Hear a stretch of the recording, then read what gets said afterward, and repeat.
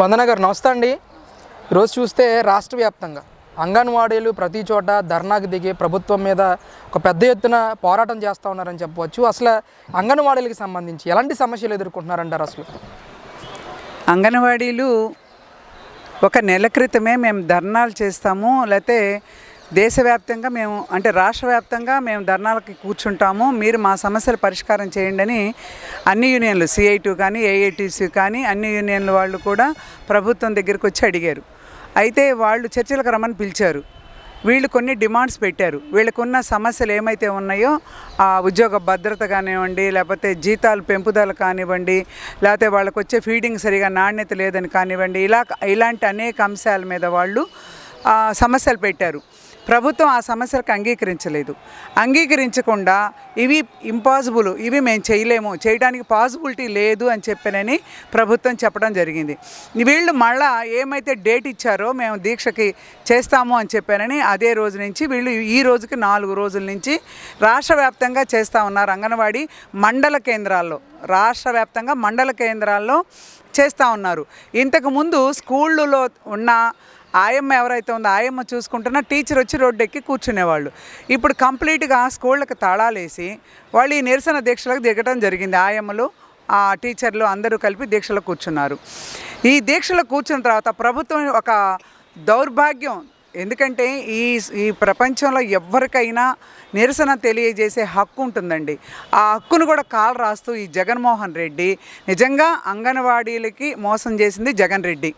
అంగన్వాడీలని నమ్మించి వాళ్ళకి మాట వెనక్కి తిప్పుకొని, మడిమ వెనక్కి తిప్పుకొని మోసం చేసింది జగన్ రెడ్డి. ఇవాళ ఈ 4 రోజుల నుంచి వాళ్ళు దీక్షలు చేస్తుంటే ప్రభుత్వం దుర్మార్గమైన ఆలోచన, వాళ్ళని అనగదొక్కడానికి, అణిచివేయటానికి అంగన్వాడీలని ఏవైతే గ్రామ సచివాలయాలు ఉన్నారో ఈ గ్రామ సచివాలయ సిబ్బంది వెళ్ళి అంగన్వాడీ స్కూళ్ళలో మీరు తాళాలు పగలగొట్టి మీరు ఆ పిల్లల్ని స్కూళ్ళకి తీసుకొచ్చి వాళ్ళకి భోజనం పెట్టండి, ఇది మీరు నడపండి అని గ్రామ సచివాలయ సిబ్బందికి ఈ ప్రభుత్వం చెప్పి డిమాండ్ చేస్తుందంటే, ఒత్తిడి తీసుకొస్తుందంటే ఇంతకన్నా దారుణం, దౌర్భాగ్యం ఎప్పుడు ఈ రాష్ట్ర చరిత్రలోనే లేదండి. ఎవరైనా ధర్నాలు చేస్తారు, ప్రభుత్వం చర్చలకు పిలుస్తుంది, 4 అడిగితే 2 సఫలం అవుతాయి, మళ్ళీ ప్రభుత్వం దగ్గర ఒప్పందం తీసుకొని వాళ్ళు పనిలోకి వెళ్ళిన రోజులు ఉన్నాయి. గతంలో 2014కు ముందు అంగన్వాడీల జీతం 4200 రూపాయలండి. కిరణ్ కుమార్ రెడ్డి గారు అధికారంలో ఉండగా 13 రోజులు నిరసన దీక్ష, నిరవధిక దీక్ష అంగన్వాడీలు చేస్తే 3200 నుంచి 4200కి పెంచారు అప్పుడు కిరణ్ కుమార్ రెడ్డి ప్రభుత్వంలో. అంటే 13 రోజులు చేస్తే 1000 రూపాయలు జీతం పెంచారు వాళ్ళకి.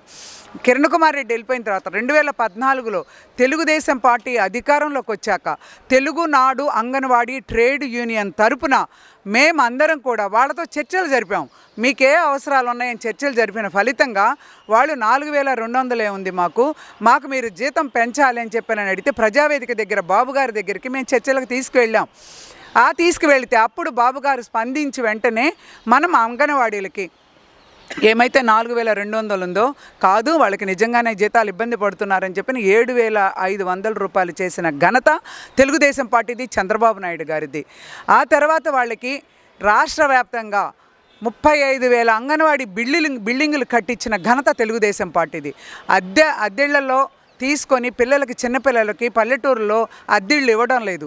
పిల్లలు ఉన్నారు, ఆగమైపోతాయి, ఇళ్ళు పాడైపోతాయనే ఉద్దేశంతో అద్దెకి ఇవ్వకపోతుంటే అది ఇబ్బంది పడుతున్నారని తెలుసుకొని చంద్రబాబు నాయుడు గారు 35,000 ఇళ్ళు ఈ రాష్ట్రంలో పక్కా బిల్డింగులు కట్టించడం జరిగింది అంగన్వాడీలకి.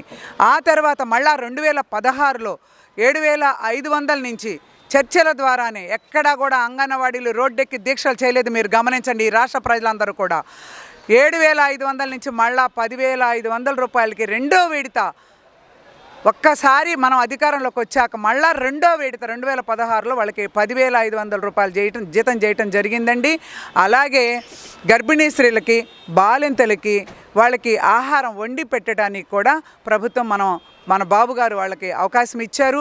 అలాగే వాళ్ళకి మంచి పౌష్టికాహారం పెట్టాలి, రక్తహీనతతో ఇబ్బంది పడుతున్నారు అని చెప్పిన దాంతో కేజీ పప్పు చెక్క, కేజీ నువ్వులుండలు, కేజీ బెల్లము, రాగి జావా, వాళ్ళ కోడిగుడ్లు, మంచి క్వాంటిటీ కోడిగుడ్లు, పాలు అంగన్వాడీ కేంద్రాలకు పుష్కలంగా ఇచ్చిన ఘనత, రాష్ట్రం విడిపోయి రాష్ట్రం అప్పుల్లో ఉండి అన్ని రకాలుగా ఇబ్బంది పడుతూ కూడా చంద్రబాబు నాయుడు గారు ఈ సౌకర్యాలన్నీ కూడా అంగన్వాడీలకి సమకూర్చి పెట్టడం జరిగిందండి.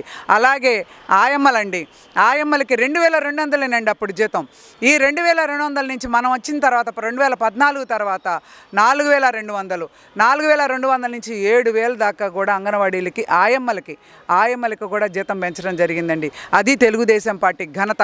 ఇవాళ వాళ్ళని సచివాలయ సిబ్బందిని పంపించి అనేక రకాలుగా ఇబ్బంది పెట్టి స్కూళ్ళు తాళాలు పగలగొట్టారు. ఇవాళ తాళాలు పగలగొట్టి స్కూళ్ళు బలవంతంగా తీసి, అంటే మీరు ఆయమ్మల మీద, టీచర్ల మీద, అంగన్వాడీల మీద ఉక్కుపాదం మోపుతున్నారు. మీరు ఇవాళ ఆశా వర్కర్లు దీక్షలు చేస్తూ ఉన్నారు. ఆశా వర్కర్లకు 4 నెలల నుంచి జీతాలు లేవు. వాళ్ళు గ్రామంలో తిరిగి అన్ని రకాలుగా ఎవరైతే వెనకబడి ఉంటారో, ఎవరైతే గర్భిణీ స్త్రీలు ఉంటారో, ఎవరైతే హాస్పిటల్కి వెళ్ళలేని ఉంటారో అట్లాంటి వాళ్ళందరికీ కూడా ఆశా వర్కర్లు సేవ చేస్తారండి. ఆ సేవ చేసే వాళ్ళకు కూడా 4 నెలల నుంచి జీతాలు లేవు. వాళ్ళు రోడ్డెక్కి దీక్షలు చేస్తూ ఉంటే మనం చూస్తూ ఉన్నాం టీవీలో కూడా. వాళ్ళ పోలీసులను పెట్టి వాళ్ళ దీక్షా శిబిరాలను భగ్నం చేయించినటువంటి పరిస్థితి. ఇవాళ అంగన్వాడీలకు కూడా వాళ్ళని ఏ రకంగా అయినా సరే దీక్ష చేయనీయకుండా ఆపేయాలి. అయితే వాళ్ళ సమస్యల పరిష్కారం మాత్రం ఈ ప్రభుత్వం చేయదండి. ఇంత నిరంకుశంగా, ఇంత దుర్మార్గంగా, ఇంత దౌర్జన్యంగా ఈ ప్రభుత్వం అవలంబిస్తూ ఉందంటే అంగన్వాడీలు అందరూ కూడా ఇవాళ బాధపడుతూ ఉన్నారు. ఒక్క అవకాశం నిన్న మొన్న మేము దీక్షా శిబిరాల దగ్గరికి వెళ్ళి వాళ్ళకి సంఘీభావం నారా చంద్రబాబు నాయుడు గారు చెప్పారండి. మీరందరూ కూడా వెళ్ళి వాళ్ళకి సంఘీభావం తెలియజేయమని మేము సంఘీభావం తెలియజేసాము. నిన్న చాలా దీక్ష గుంటూరు కలెక్టరేట్ దగ్గర, అలాగే పత్తిపాడు కాన్స్టిట్యున్సీలో అనేక చోట్ల మేము దీక్షా శిబిరాలకు వెళ్ళి సంఘీభావం తెలియజేస్తే వాళ్ళు బాధపడుతున్నటువంటి పరిస్థితి. మేము ఒక్క అవకాశం అంటే నమ్మామమ్మా, నెత్తిన చేతులు పెట్టి ముద్దులు పెట్టి మమ్మల్ని మాయ చేసి మీకు అన్ని తెలంగాణతో పాటు మీకు శాలరీస్ ఇస్తాము, మీకు అన్ని రకాలుగా సౌకర్యాలు కల్పిస్తాము, మేము తెలుగుదేశం ప్రభుత్వం కన్నా మేము మిన్నగా చేస్తాము, ఇన్ని మాయ మాటలు చెప్తే మేము నమ్మి మోసపోయాము. ఇవాళ మా నెత్తినే ఇవాళ పిడిగుద్దులు గుద్దుతున్నటువంటి పరిస్థితి రాష్ట్ర ప్రభుత్వం. ఇంకా మేము ఈ తప్పు చెయ్యము, మళ్ళీ భవిష్యత్తులో మేము చంద్రబాబు నాయుడు గారిని తీసుకొచ్చుకొని గెలిపించుకుంటామని చెప్పనని అంగన్వాడీలందరూ కూడా చెప్పడం జరిగిందండి నిన్న. మేడం, ముఖ్యంగా రేపు తెలుగుదేశం పార్టీ అధికారంలోకి వస్తే అంగన్వాడీలకు సంబంధించి ఎలాంటి న్యాయం చేయగలుగుతుందంటారు? అసలు అంగన్వాడీలకి, ఆశా వర్కర్లకి, డ్వాక్రా వాళ్ళకి అందరికీ న్యాయం చేసేది మహిళా పక్షపాతి తెలుగుదేశం పార్టీ నెంబర్ 1 చంద్రబాబు నాయుడు గారు. మహిళా పక్షపాతి, ఇది ఏ మాత్రం ఇందులో సందేహం లేదండి. అంగన్వాడీలకి ఖచ్చితంగా వాళ్ళ సమస్యలు ఏమైతే ఉన్నాయో మేము ఇలా రోడ్డెక్కించి వాళ్ళని ఇబ్బంది పెట్టమండి. 3 నెలల తర్వాత తెలుగుదేశం జనసేన ఆధ్వర్యంలో మళ్ళీ ప్రభుత్వం ఏర్పడబోతోందండి. నారా చంద్రబాబు నాయుడు గారు సీఎం అవుతారు. ఈ ప్రభుత్వంలో తెలుగుదేశం పార్టీ రాగానే అంగన్వాడీలని సిఐటి వాళ్ళు, ఏఐటీసీ వాళ్ళు, ప్రగతిశీల వాళ్ళు, అన్ని యూనియన్లు వాళ్ళు ఉన్నారండి. వాళ్ళ నాయకులను కూడా పిలిపించి, కొంతమంది మెయిన్ అంగన్వాడీ లీడర్స్ని కూడా పిలిపించుకొని మేము మా చంద్రబాబు నాయుడు గారి దగ్గర కూర్చోబెట్టి వాళ్ళ సమస్యలు ఏమైతే ఉన్నాయో ఆ సమస్యల్లో మనం పరిష్కారం చేయగలిగినంత మేర వాళ్ళ సమస్యలను పరిష్కారం చేసి వాళ్ళకి న్యాయం చేయడం తెలుగుదేశం పార్టీ లక్ష్యం అండి. తప్పనిసరిగా చంద్రబాబు నాయుడు గారు చేస్తారు.